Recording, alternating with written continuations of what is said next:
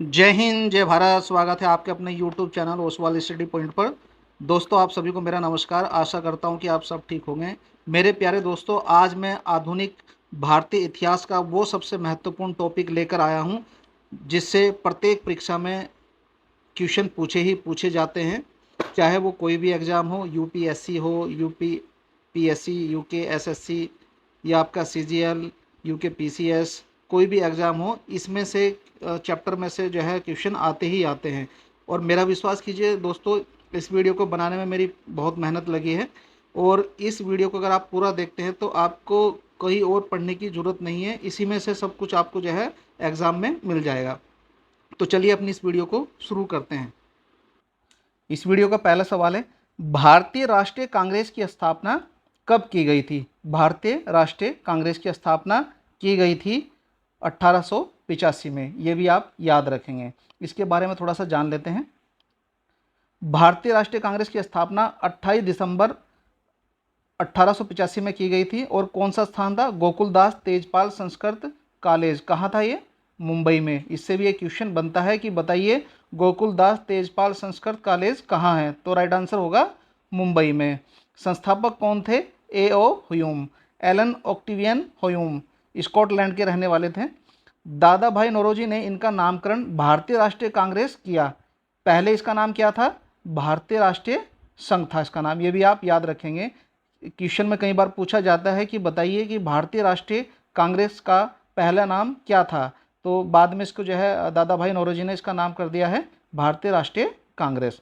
Viceroy कौन थे उस समय? तो लॉर्ड डफरिन। उस समय जो भारत के वायसराय थे वो लॉर्ड डफरिन हो जाएगा। ये भी आप याद रखेंगे।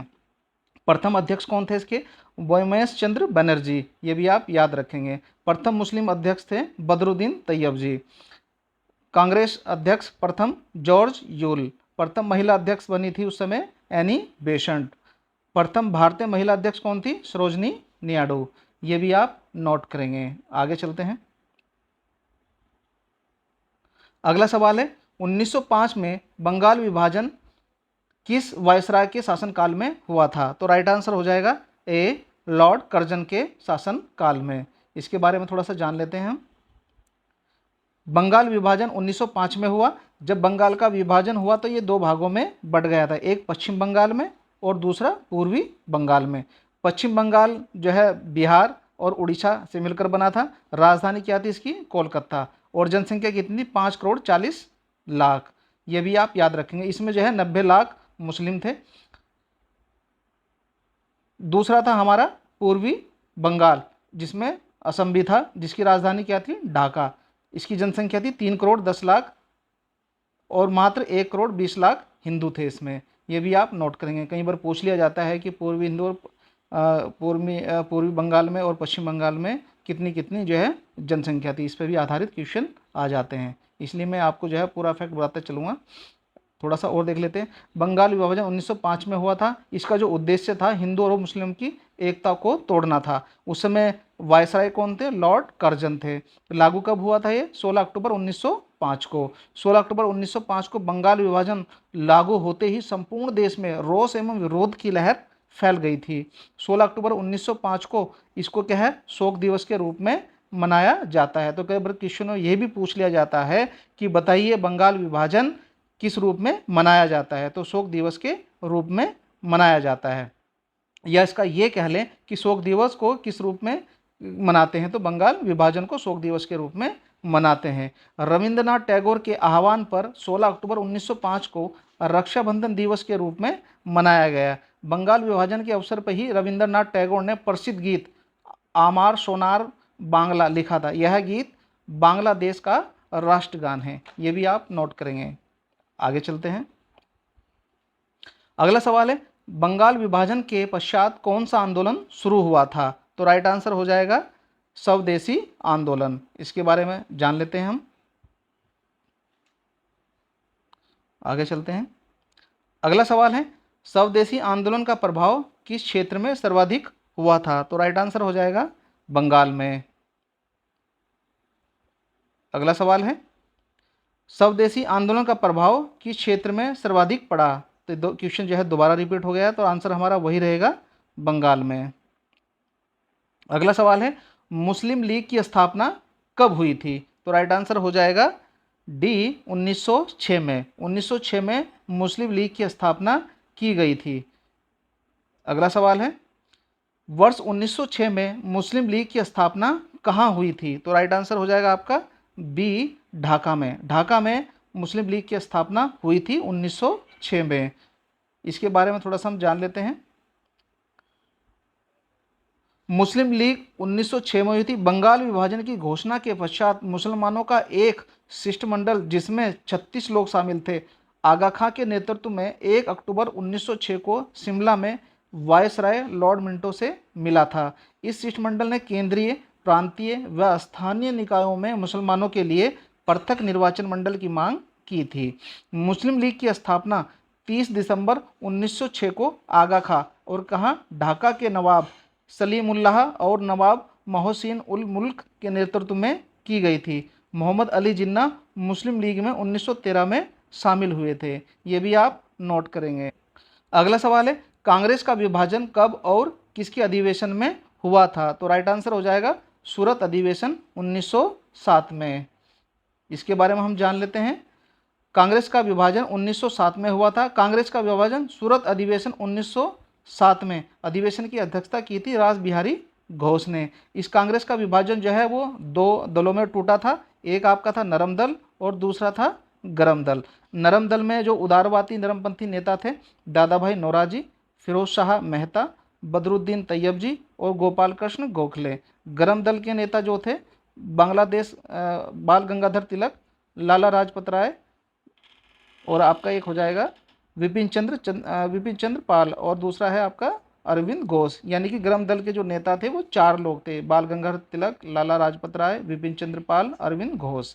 उदारवादी नेता नरमपंथी में पूछ लिया जाता है कि कितने नेता थे और सभी में 4 नेता थे। ये भी आप याद रखें। आगे चलते हैं।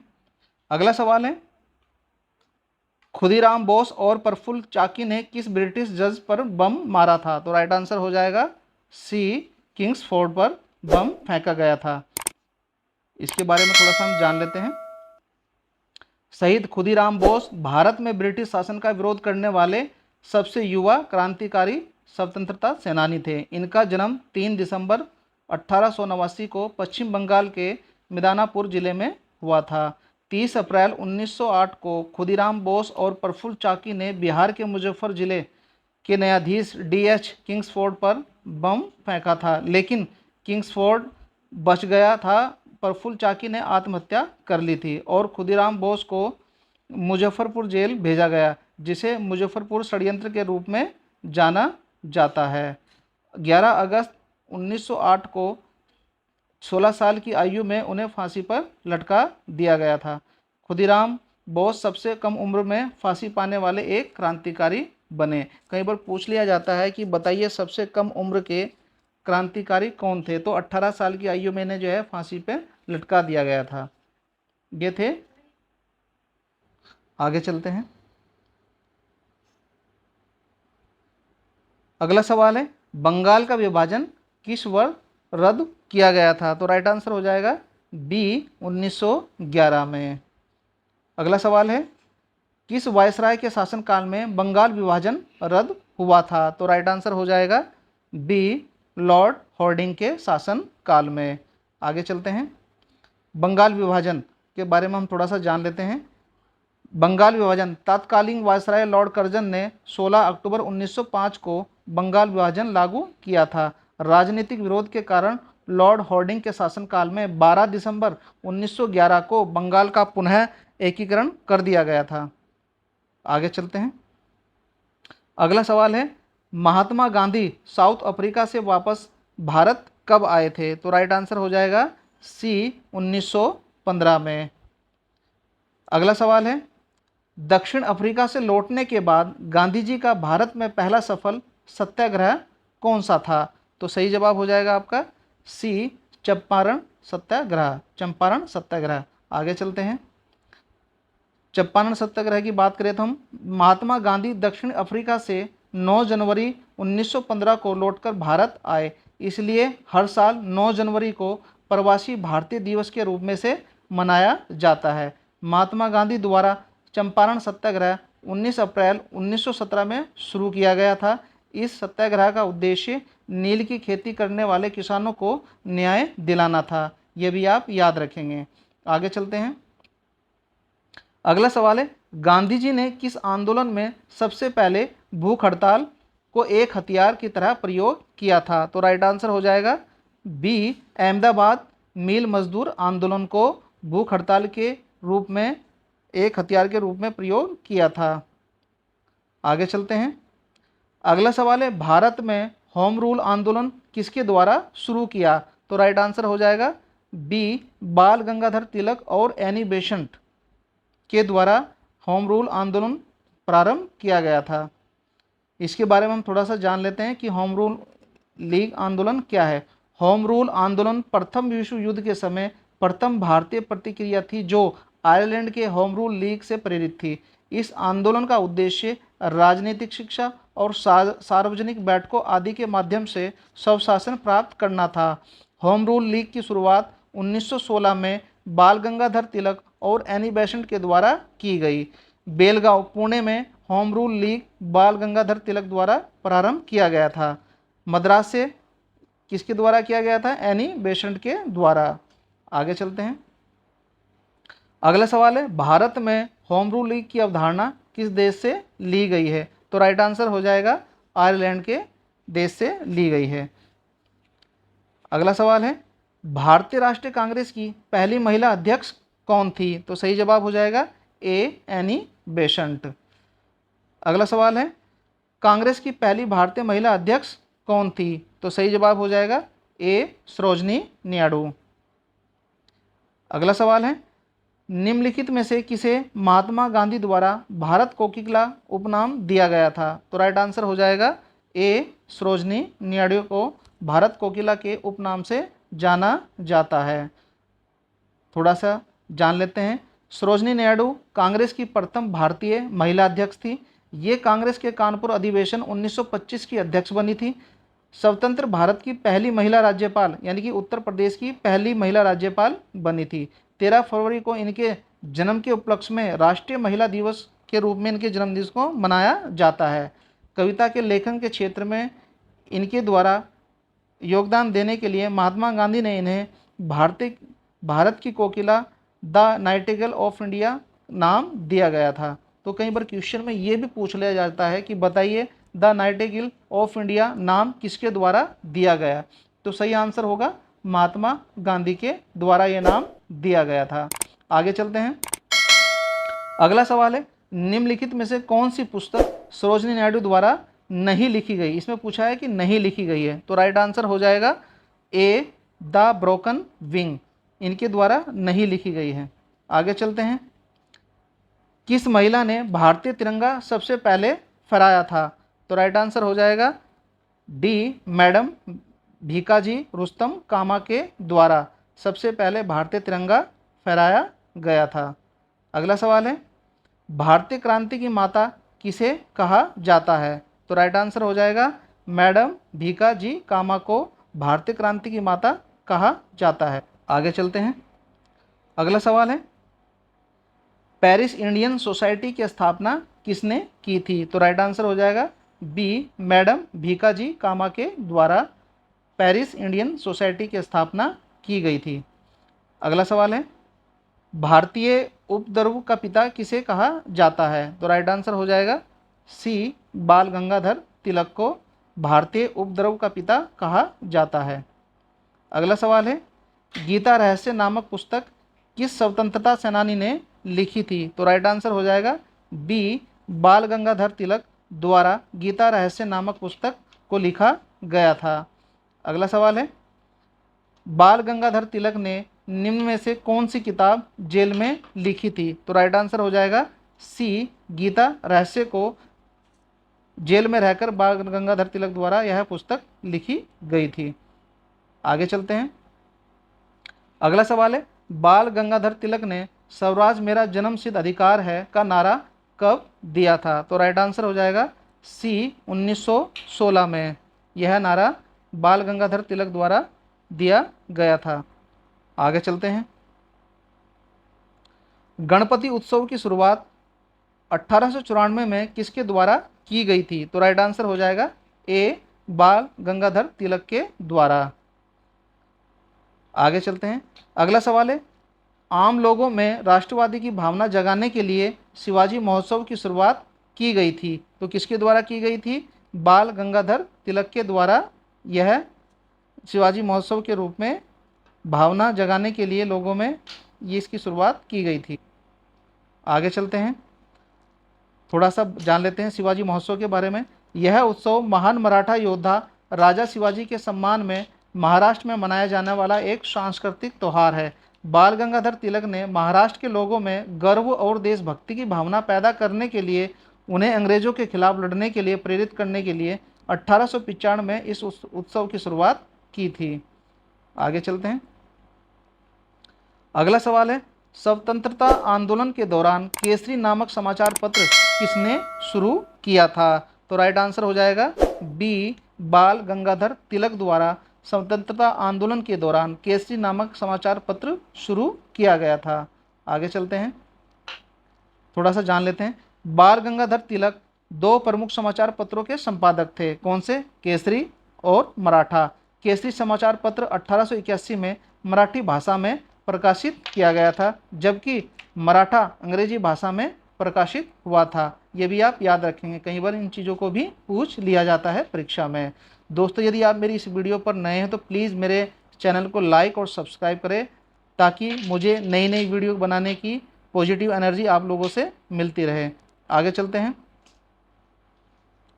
बाल गंगाधर तिलक को लोकमान्य तिलक के नाम से कब जाना जाता है? तो राइट आंसर हो जाएगा ए, जब वह एक लोकप्रिय शिक्षक बन गए थे, तब इनको लोकमान्य तिलक के नाम से जाना गया था। अगला सवाल है, इसके बारे में थोड़ा सा जान लेते हैं। वर्ष 1897 में मुंबई और पुणे में प्लेग बीमारी की चपेट में आया। तब पुणे में पदस्थ सहायक कलेक्टर मिस्टर रेड ने प्लेग बीमारी का प्रसार रोकने के लिए कई क्रूर तरीके का इस्तेमाल किया। बीमारी से ग्रस्त लोगों के घरों को जलाया जाने लगा, यहाँ तक कि रोग से प्रभावित लोगों को गोली मारकर उनकी मृत्यु करने लगे। बाल गंगाधर तिलक ने अपने समाचार पत्र केसरी में इन क्रूर तरीकों का विरोध किया था।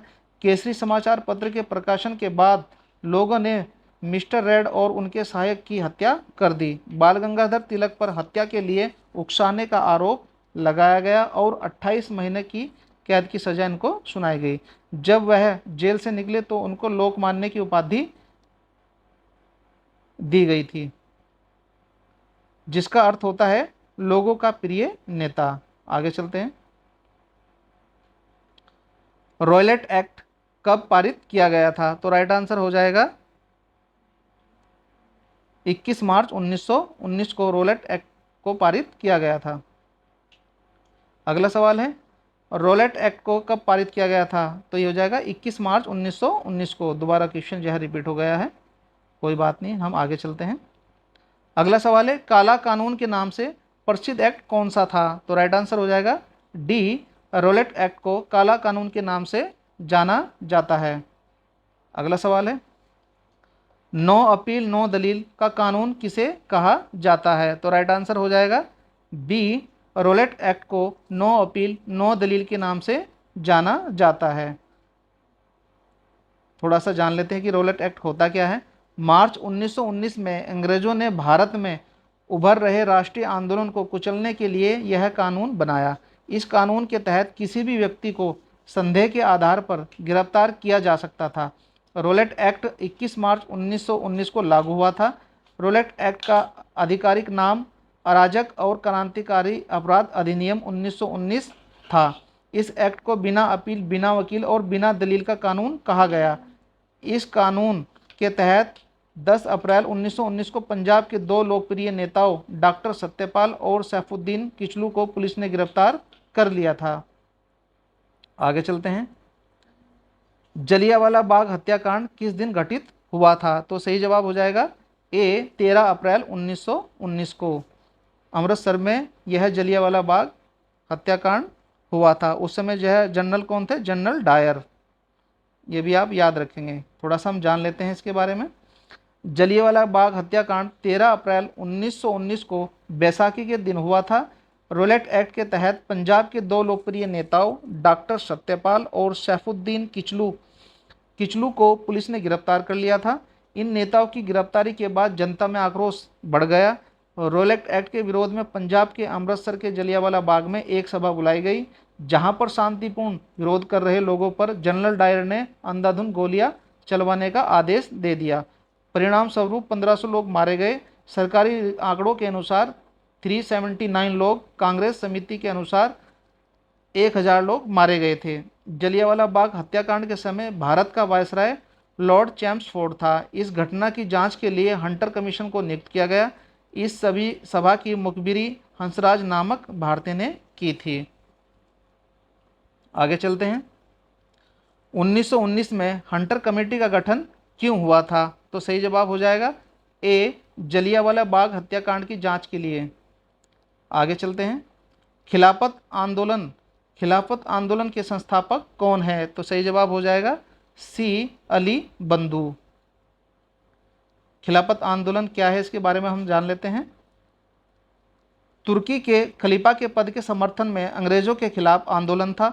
उस समय तुर्की के खलीफा को सारे विश्व के मुसलमानों का धार्मिक गुरु माना जाता था और उनके ऊपर अंग्रेजों द्वारा बुरा व्यवहार किया जा रहा था। इस बुरे व्यवहार को लेकर भारत के मुस्लिमों ने अंग्रेजों के विरुद्ध खिलाफत आंदोलन शुरू कर दिया। खिलाफत आंदोलन की शुरुआत अली बंधु, शौकत अली और मोहम्मद अली द्वारा 1919 में की गई थी। बाद में इसका नेतृत्व गांधी जी द्वारा किया गया, क्योंकि गांधी जी मुस्लिमों को भी अंग्रेजों के विरुद्ध राष्ट्रीय आंदोलन में जोड़ना चाहते थे। आगे चलते हैं। अगला सवाल है, असहयोग आंदोलन कब शुरू किया गया था? तो सही जवाब हो जाएगा ए, अगस्त 1920 में। असहयोग आंदोलन होता क्या है? असहयोग आंदोलन की शुरुआत महात्मा गांधी जी के नेतृत्व में अगस्त 1920 में की गई। यह आंदोलन अहिंसक होना था, जिसमें भारतीयों को अपने किताबों उपाधियों को त्याग न करना, सरकारी सेवा, विदेश सामान और चुनावों का बहिष्कार करके अंग्रेजी सत्ता का विरोध करना था। इसी के दौरान गांधी जी ने अपनी केसर-ए-हिंद की उपाधि त्याग दी थी। आगे चलते हैं। गांधी ने केसर-ए-हिंद की उपाधि कब लौटाई? तो सही जवाब हो जाएगा डी, असहयोग आंदोलन आरंभ होने पर। आगे चलते हैं। अगला सवाल है, गांधी जी को ब्रिटिश सरकार द्वारा केसर-ए-हिंद की उपाधि कब दी गई? तो सही जवाब हो जाएगा ए, बोअर युद्ध के दौरान। बोअर युद्ध क्या है, थोड़ा सा जान लेते हैं। दक्षिण अफ्रीका के किसानों की लड़ाई थी, जिसमें गांधी जी ने भाग लिया था। बोअर युद्ध के दौरान गांधी जी की सेवाओं के लिए ब्रिटिश सरकार द्वारा महात्मा गांधी को केसर-ए-हिंद की उपाधि दी गई थी। बोअर युद्ध कब हुआ था? 1899 से 1902 तक ये युद्ध चला था। आगे चलते हैं। चोरी चोरा की घटना कब घटित हुई थी? तो राइट आंसर हो जाएगा ए, 5 फरवरी 1922 को चोरी चोरा की घटना हुई थी। अगला सवाल है, किस वर्ष गांधी जी ने असहयोग आंदोलन वापस ले लिया था? तो राइट आंसर हो जाएगा ए, 12 फरवरी 1922 को असहयोग आंदोलन गांधी जी द्वारा वापस ले लिया गया। अगला सवाल है, स्वराज पार्टी की स्थापना किसने की थी? तो राइट आंसर हो जाएगा डी, मोतीलाल नेहरू और चित्तरंजन दास द्वारा स्वराज पार्टी की स्थापना की गई। दोस्तों, आप जो है क्वेश्चन को देखकर समझ सकते हैं कि कितने बेस्ट क्वेश्चन मैं आपके लिए लेकर आया हूं। तो प्लीज़, मैंने इतनी मेहनत की है आप लोगों के लिए, तो मेरे चैनल को लाइक और सब्सक्राइब ज़रूर करें और कमेंट बॉक्स में लिखकर मुझे अपनी राय ज़रूर दें। आगे चलते हैं। भारतीय राष्ट्रीय कांग्रेस का एकमात्र अधिवेशन जो महात्मा गांधी की अध्यक्षता में हुआ था, वो कब हुआ था? तो सही जवाब हो जाएगा डी, बेलग्राम 1924 में। अगला सवाल है, काकोरी ट्रेन डकैती कब हुई थी? तो राइट आंसर हो जाएगा बी, 9 अगस्त 1925 को। अगला सवाल है, काकोरी ट्रेन षड्यंत्र की कल्पना राम प्रसाद बिस्मिल और द्वारा की गई थी, मतलब किसके द्वारा की गई थी? तो राइट आंसर हो जाएगा सी, अशफाक उल्लाह खां के द्वारा। आगे चलते हैं।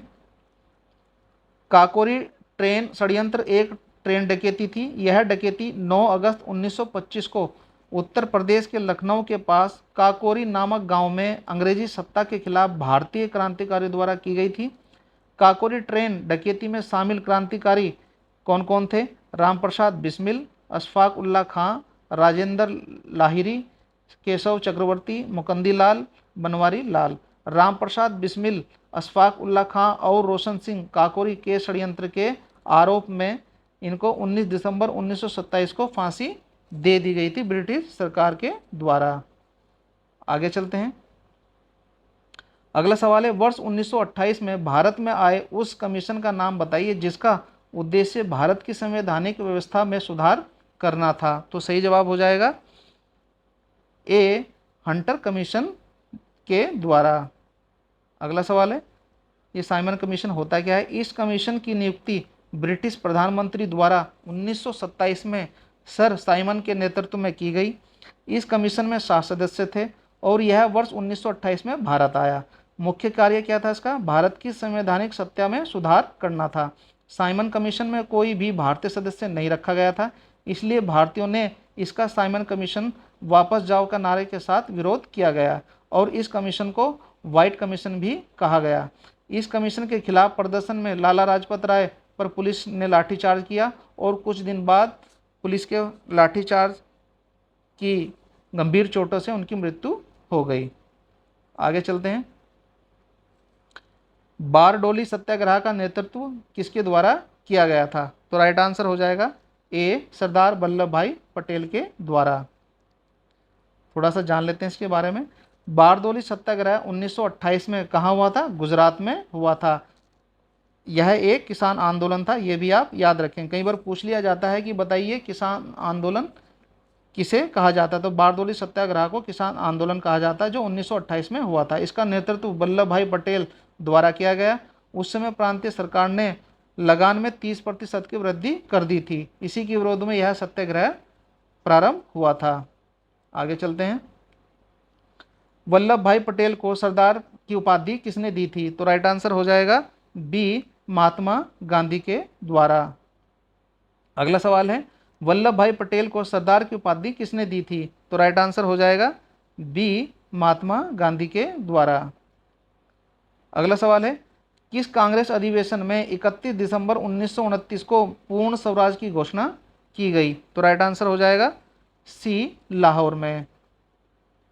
अगला सवाल है, डांडी मार्च में गांधी जी के साथ कितने सहयोगियों ने भाग लिया था? तो राइट आंसर हो जाएगा 78 लोगों के द्वारा इसमें भाग लिया गया था। थोड़ा सा इसके बारे में हम जान लेते हैं। डांडी मार्च होता क्या? अंग्रेजों द्वारा बनाए गए नमक कानून के विरोध में गांधी जी द्वारा डांडी मार्च 78 सहयोगियों के साथ साबरमती आश्रम से लेकर डांडी यानी कि गुजरात में जो पड़ता है तक चलाकर नमक कानून का विरोध किया गया था। यह 12 मार्च 1930 को शुरू हुआ था और 6 अप्रैल 1930 तक समाप्त हुआ। इसमें कुल 241 मील की दूरी तय की गई थी। आगे चलते हैं। अगला सवाल है, सविनय अवज्ञा आंदोलन कब शुरू किया गया था? तो राइट आंसर हो जाएगा बी, 12 मार्च 1930 को सविनय अवज्ञा आंदोलन को शुरू किया गया था। अगला सवाल है, गांधी इरविन समझौता भारत के निम्नलिखित में से किस आंदोलन से संबंधित था? तो राइट आंसर हो जाएगा बी, सविनय अवज्ञा आंदोलन से संबंधित था।